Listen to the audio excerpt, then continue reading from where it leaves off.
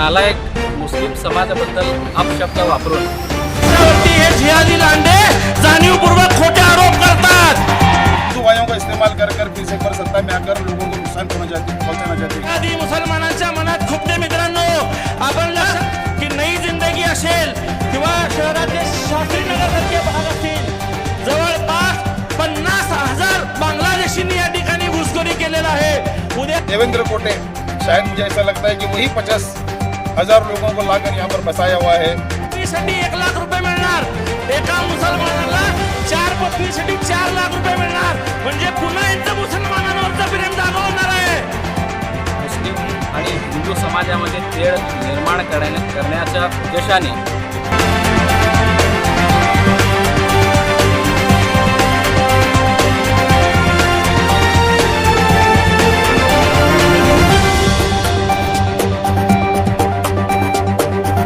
दिनांक 1/5/2024 रोजी योगी आदित्यनाथ यांची सभा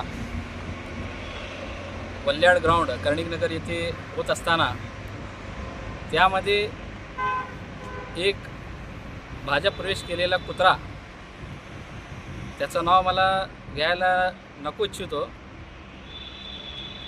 ते नालायक मुस्लिम समाजाबद्दल अपशब्द वापरून मुस्लिम आणि हिंदू समाजामध्ये तेढ निर्माण करण्याच्या उद्देशाने त्यांनी भाषण केल्यामुळे मुस्लिम समाजाची भावना दुखावल्या आणि मुस्लिम समाजांना वेगवेगळ्या पद्धतीने त्यांनी ब्लेम करून त्यांना जिहादी म्हणून, लांड्या म्हणून अशा प्रकारचे शिवीगाळ्या देऊन त्यांनी मुस्लिम समाजाची भावना दुखावलेली आहे। आणि सोलापूरच्या कायदा व सुव्यवस्थेला गालबोट लावण्याचा प्रयत्न केल्यामुळे आम्ही मुस्लिम पाच्छापेठ बीबी फातिमा एज्युकेशन ट्रस्टच्या वतीने सर्व आमचे मुस्लिम बांधव नागरिक सगळे मिळून इथं माननीय जिल्हाधिकारी यांच्याकडे त्या कुत्र्याबद्दल त्याच्या विरुद्ध गुन्हा दाखल करण्याकरिता व त्याला अटक करावा अशा प्रकारे निवेदन आम्ही माननीय जिल्हाधिकारी यांच्याकडे दिलेलं आहे। आणि जिल्हाधिकारी साहेबांना आमची विनंती आहे की त्यांच्या विरुद्ध गुन्हा दाखल करून त्याला अटक करण्यात यावा। कोणाच्या विरुद्ध त्याचं नाव तर सांगावे आपण? देवेंद्र राजेश कोठे यांनी मुस्लिम समाजाबद्दल अपशब्द वापरून शिवीगाळ करून दोन्ही समाजामध्ये, हिंदू मुस्लिम समाजामध्ये तेढ निर्माण करण्याचा प्रयत्न केलेला आहे। नमस्ते, आदाब। मैं सलीम मिस्त्री, मुस्लिम पाच्छापेठ तमाम मुस्लिम नौजवानों की तरफ से हम लोग यहाँ पर जिलाधिकारी साहब को एक निवेदन देने आए थे। जैसा कि हमारे वकील साहब ने बताया कि एक कुत्ता बोलकर जिसे संबोधित किए हैं, मैं समझता हूँ कि रास्ते पर फिरने वाला कुत्ता भी अगर हम उसे एक आधी रोटी खिलाएं तो रात अगर अपन कभी भी उसके सामने से गुजरे तो वो अपने को भौंकता नहीं। और मुझे तो ऐसा लगता है ये तो पाड़ी कुत्रा है, ये तो पाला हुआ कुत्ता है।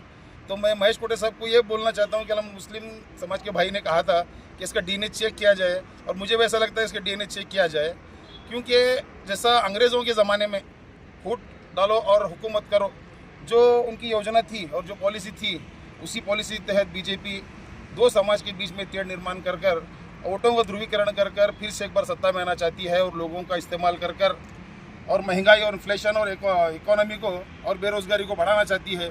तो मैं तमाम भाइयों से गुजारिश करना चाहता हूँ कि इनके बहकावे में मत आएँ। सिर्फ़ और सिर्फ ये हिंदू भाइयों का इस्तेमाल कर फिर से एक बार सत्ता में आकर लोगों को नुकसान पहुँचाना चाहते हैं। ये हिंदू भाई भी जानते हैं कि मुसलमान उनका कुछ नहीं बिगाड़े और मुसलमान कुछ नहीं करता। मुसलमान जितना शांति से इस देश में रहता है ये हिंदू भाई भी जानते हैं। और हमारी जो गंगा जमनी तहजीब है इसको हम बरकरार रखना चाहते हैं, और हम बरकरार रखने की कोशिश करेंगे, और ता क़यामत तक इसको बरकरार रखने की कोशिश करेंगे। हिंदुस्तान हमारे सब का है, किसी एक का नहीं। तो हम चाहते हैं कि ऐसे लोगों के बहकावे में न आएँ, और जैसा अंग्रेज़ हुकूमत करना चाहती थी कि दो समाज के बीच में तेढ़ निर्माण कर हुकूमत करना, भाई भाई को आपस में लड़वाना, वैसा ही बीजेपी वैसी कोशिश कर रही है। तो मैं इसका निषेध करता हूँ और हमारे हिंदू भाइयों से अपील करता हूँ कि इनके बहकावे में न आएँ। और देवेंद्र कोटे ने एक बात कही थी कि नई ज़िंदगी और शास्त्री नगर में 50,000 बांग्लादेशी घुसपैठिए रहते हैं बोलकर। तो मैं शासन और प्रशासन से विनती करना चाहूँगा कि देवेंद्र कोटे, शायद मुझे ऐसा लगता है कि वही 50,000 लोगों को लाकर यहाँ पर बसाया हुआ है वोट बैंक के तौर पर। तो मैं ये चाहता हूँ कि उसकी तफ्तीश की जाए कि हिंदुस्तान में किस रास्ते से वो बांग्लादेश से मुसलमानों को लाकर यहाँ पर रखा है, और देवेंद्र कोटे को साथ में लेकर वो जो 50,000 बांग्लादेशी यहाँ पर मौजूद हैं उनकी तफ्तीश कर उन्हें जल्दी से जल्द देश के बाहर निकाला जाए, वरना इस बोलने पर, इस वक्तव्य पर उस पर कड़क से कड़क कार्रवाई की जाए, इतना कहते हैं।